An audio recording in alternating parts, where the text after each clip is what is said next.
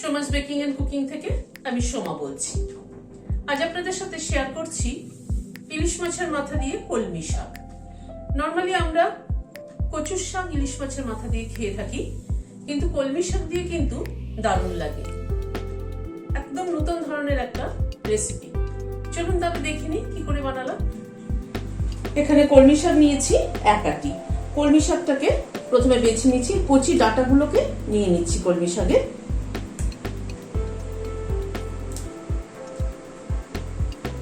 কচি ডাঁটাগুলো আর পাতাটা নিচ্ছি, আর এই পেছনের মোটা ডাঁটাটা যেটা সেটা নিচ্ছি না। কিন্তু এইভাবে শাকগুলোকে বেছে নিচ্ছি। কলমি শাকগুলোকে বেছে ভালো করে ধুয়ে নিলাম। এবার কলমি শাকগুলোকে কেটে নিচ্ছি। খুব কুচি করে কাটবো না, একটু রাফলি চপ করে নেব।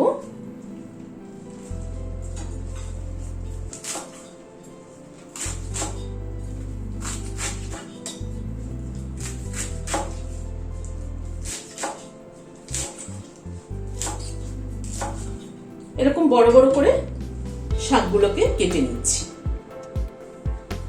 শাকটাকে কেটে নিলাম। ইলিশ মাছের মাথাটা নিয়েছি, মাথাটা একটু নুন দিচ্ছি, অল্প একটু হলুদ দিচ্ছি।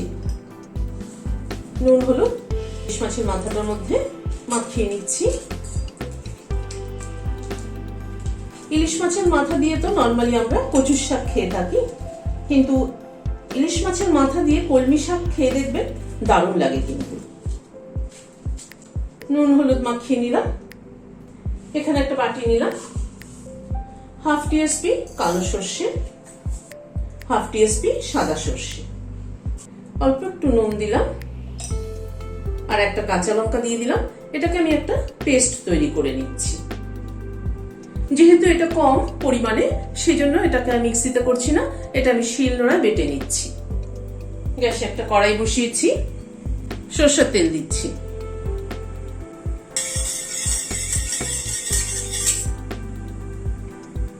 তেলটা গরম হওয়ার পরে ইলিশ মাছের মাথাটা ছেড়ে দিচ্ছি।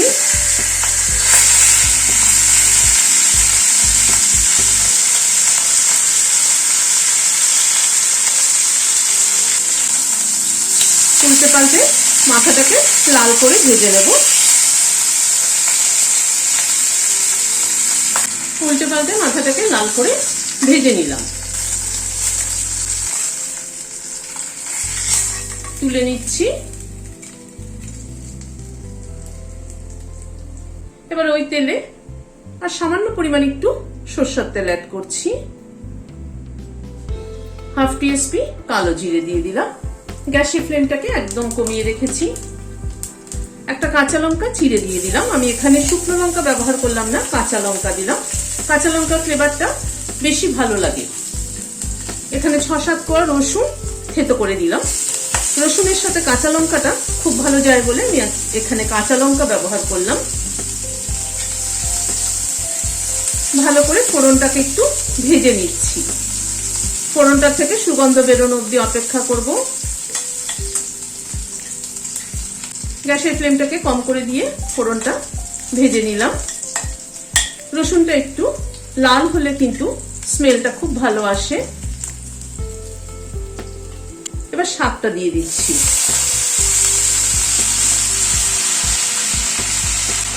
শাকটা দিয়ে হাফ টিস্পুন নুন দিয়ে দিচ্ছি। হাফ টিস্পুনও কম দিলাম নুন, আর একটু হলুদ দিয়ে দিলাম। নুন আর হলুদটা দিয়ে শাকটাকে একটু ভেজে নেব।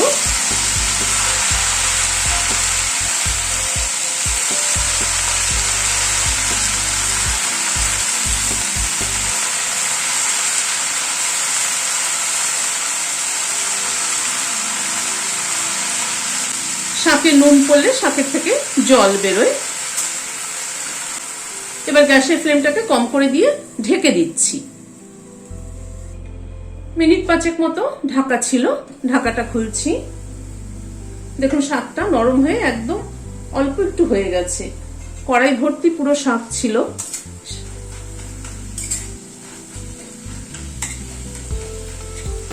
এবার এবার গ্যাসের ফ্লেমটাকে বাড়িয়ে দিয়ে শাকটাকে একটুখানি ভাজা ভাজা মতো করে নেব।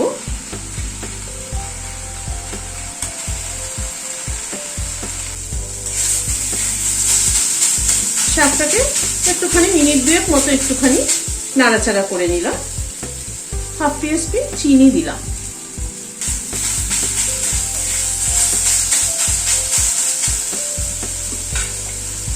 এবার ইলিশ মাছের মাথাটা অ্যাড করে দিলাম, দিয়ে মাথাটাকে একটু ভেঙে দিচ্ছি।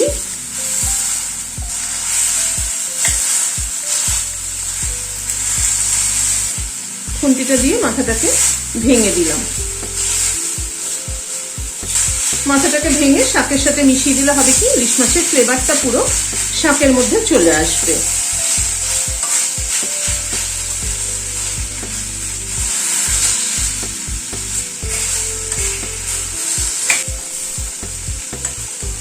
এবার যে সর্ষেটা বেটে রেখেছিলাম সেটা অ্যাড করে দিচ্ছি।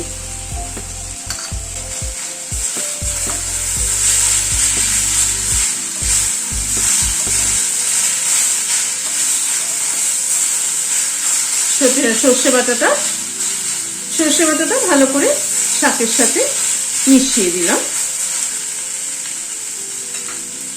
নামানোর আগে একটু কাঁচা তেল ছড়িয়ে দিচ্ছি।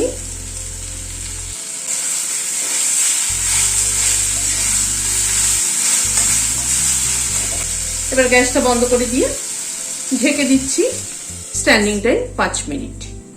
গরম গরম ভাতের সাথে কিন্তু এরকম কলমি শাক ইলিশ মাছের মাথা দিয়ে খেয়ে দেখবেন, দারুণ লাগে।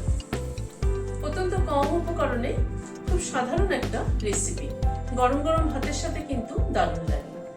সবসময় তো আমরা কচুর শাক দিয়ে ইলিশ মাছের মাথা দিয়ে খেয়ে থাকি, এবার একটু চেঞ্জ করে কলমি শাক দিয়ে ইলিশ মাছের মাথা দিয়ে করলাম, খেতে কিন্তু দারুণ হয়েছিল।